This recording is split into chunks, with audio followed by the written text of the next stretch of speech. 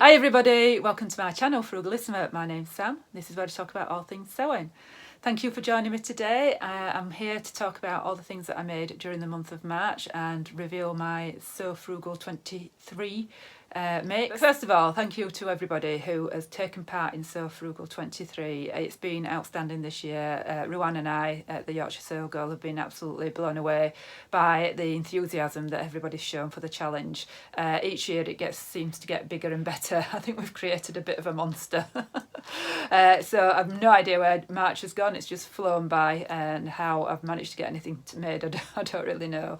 But I'd really like to thank everybody who has sponsored the challenge. Thank you so much. To Donna, who donated a free pattern throughout the month of March at Size Me Sewing. Thank you so much, Donna, once again. And to Alyssa, who arranged all the prizes for us this time. We really did feel like we needed a hand, and Alyssa took quite a lot of pressure off us for us. So if you're eagerly awaiting the prizes, today is the 1st of April. It will be a couple of days, I think. It takes us quite a long time to upload everybody's names onto a spreadsheet, and then we randomly draw the prizes. There's more than 40 prizes to draw as well, so it takes some time to organise and get all the graphics done. So that's that out of the way. Thank you so much, everybody. And I really hope that you've found some new pattern designers to follow, and some lovely new patterns, even if you didn't get them made up in the challenge. So let me start off by telling you what I've made for the challenge. I had grand plans as usual, and I knew I wouldn't get through them all, but my idea was to make a little bit of a spring capsule wardrobe, and the things that I didn't get made during the month of March I can chip away at during next month, although I've got lots of plans for next month as well. So I might as well start by telling you about what I'm wearing now, which you can't see very well, but I'll stand up and I'll put some photos in as well. So it's the Nomi ruffle sleeve blouse, and that's from Tiana's Closet. Tiana's Closet got a lot of love during the challenge. A lot of the vloggers picked up on this newish designer. I've seen her about for at least a year. I thought it would be good for me to try out one of her patterns and feedback on how I found the sewing of it. So to start off with, a few people have mentioned that when you download her patterns, it's quite difficult to differentiate between the sewing lines. You can actually, if you download the patterns to your computer, then you can print the size that you want. My advice is only print one size, because you get the sewing line and you get the actual cutting line.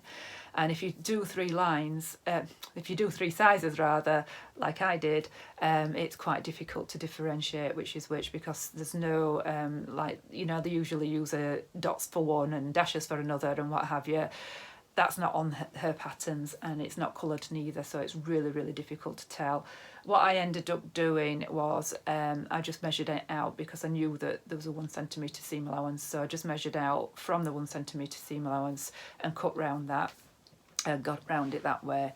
I will say that I decided my bust is 35 inches, my waist is 29 inches, my hips 37 inches, so I went for her size medium, which is a 36.2 inch bust, 28.3 waist, and a 39 inch hip.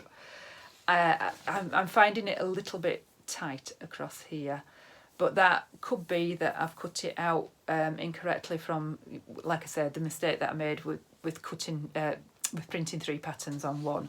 So I'm going to give them the benefit of the doubt at the moment. I'm not here to slag off somebody who's been kind enough to put so many free patterns on her website. So next time I'm just going to print one pattern and see how it fits, but I'm just finding it a little bit tight here. It's a loose fitting top, it's a crop top, and it's not tight across the bust. If I stand up again, you can see it's not tight across the bust. I've got room here, I just don't have a lot of room here. I just feel like I could do with an extra ½ an inch on each shoulder, and that's it really. Instruction wise, it is actually quite well written, is the instructions, but there are no drawings. I did change it up a bit because I've got a bit of experience in sewing, so I just changed some of the order of things. So for example, the first instruction is to serge and zigzag all the raw edges, which I didn't do that. And then to sew the bust darts is the next instruction, and then you start with the ruffles. So you've got the ruffles on the sleeve here, and then you've got some ruffles at the bottom, which you can't see, but there we go. Got some ruffles at the bottom. So what I did is I sewed the shoulder seams. I actually put the sleeves in flat, and then did all the ruffling and attached them in on the flat. No, I didn't. I actually did the hems on all the ruffles first, because I think that's really fiddly to do once it's all in. And then I did all the ruffling and attached them, and then sewed up from the bottom of the sleeve to the side seam. Did it that way. And then I did the loop at the back, and I found that a little bit, the instructions on that weren't great. It just says to sew it, and it's the same with round the neckline. Now I'm used to doing a bias bound neckline, so I knew what to do, but it just says use bias binding to secure the back keyhole, then use bias binding to finish the neckline, and then attach a button or a hook as closure for the keyhole. That's it. So if you've never done it before, then you will really need to look up a YouTube tutorial or something like that. I do find that the bust darts are a bit high, so you probably can't see, but it's pointing here. My apex is here. Not everybody points to the nipples on YouTube, but there you go. But that is a fairly common issue for me. I should have known to drop that bust dart. But apart from that, yeah, if you one of those people that needs a visual clue as to what they mean, or you're very beginner, then perhaps not for you. But so far so good. I will try another pattern of hers, and we'll see how we get on. So yeah, that's the first one that I made. The second thing that I want to talk to you about is the Sarah pleat pants from Fabric Store. I've got them on now, but you're not going to be able to see them, so I'll insert some photographs for you as I'm talking. These are, I've used Fabric Store lots of times. I've got a video on how to download their patterns, because I don't find it that intuitive, that's the word, to download their patterns. There's a few bits that are a little bit difficult.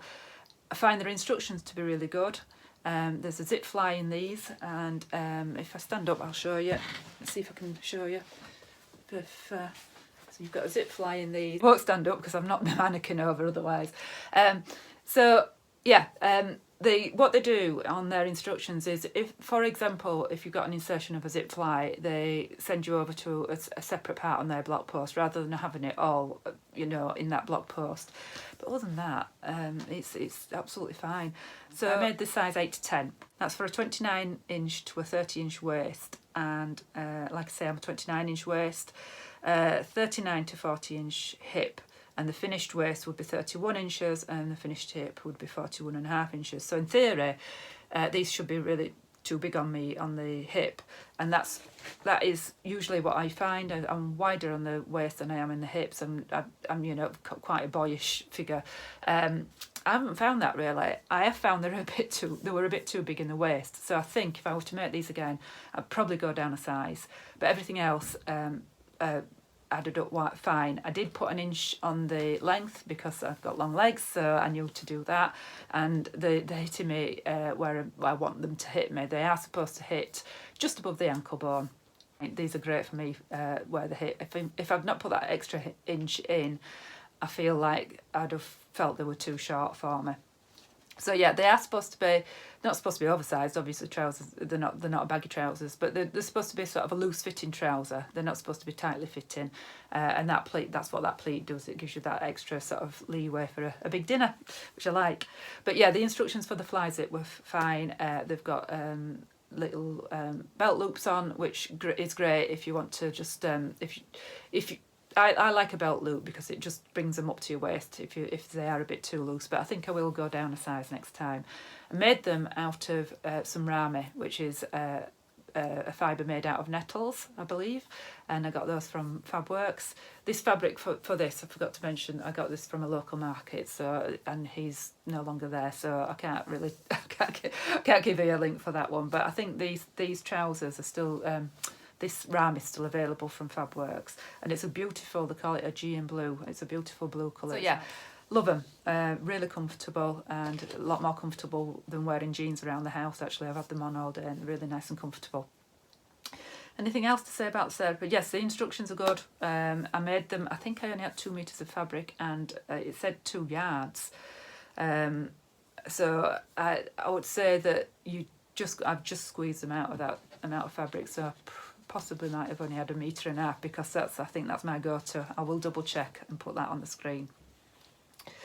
It does say what I like about the fabric store is it tells you how long it's going to take you to make them, and it said 6 to 7 hours, and I would say that's pretty spot on actually. Yeah, that's about how long it took me to make them. So really pleased I got those made, and they've got the lovely sort of pockets that come into the side, and nothing much else to say about them. Right, so the next thing I'm going to talk about is the trendy tank from Winterwear Designs. From Winterwear Designs. So the whole idea of the capsule wardrobe, if you remember me telling you, I wanted a white vest top. I wanted it to be V-neck. There's loads and loads of free patterns out there, but it's not for tank tops, sorry, but not many with a V-neck. I'd made the winter wear one before, couldn't find the pattern that I'd cut out, so I had to reprint it, although it's not a lot of pages. I can't remember exactly how many, but it's not a lot of pages. But I couldn't find any white ribbing. Anyway, I had another stash dive, and I found some ribbing that was amongst all my cuffing that I had given a couple of years ago from somebody, and I thought it was cuffing, but it's it's wide. It's a lot wider than cuffing, so it's obviously ribbing fabric, or I think it is. So yeah, I made the trendy tank top, which has got this V-neck here, and if you can see, I've got a seam down the back, and the seam down the back is because when I tried it on, I had a massive wedge to cut out, like that much. So I'm not sure if it's the fabric that's that, because I didn't find that to be a massive issue. They do say that it's supposed to be somewhere between a potato sack and skin tight. Didn't want skin tight, but I did want fitted. And I didn't really want potato sack neither, but that was just like really gaping off the back of me, and it just didn't look great at all.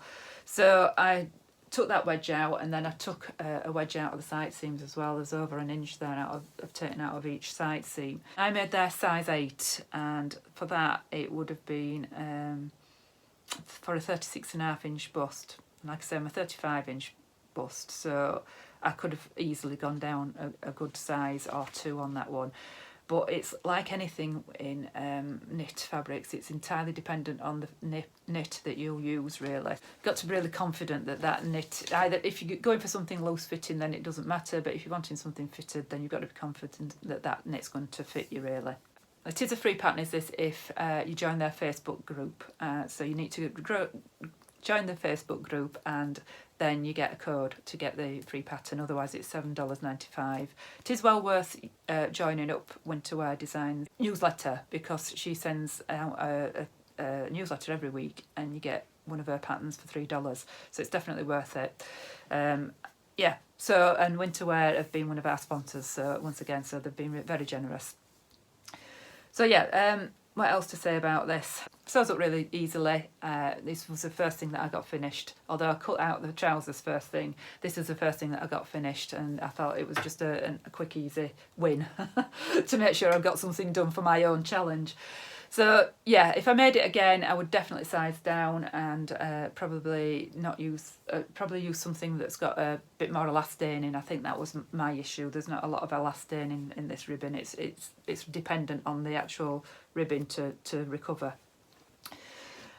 So that's my experience with that one, and yeah, really wanted a good basic white V-neck tank top, and that sort of provides the basis of the capsule wardrobe that I envisaged.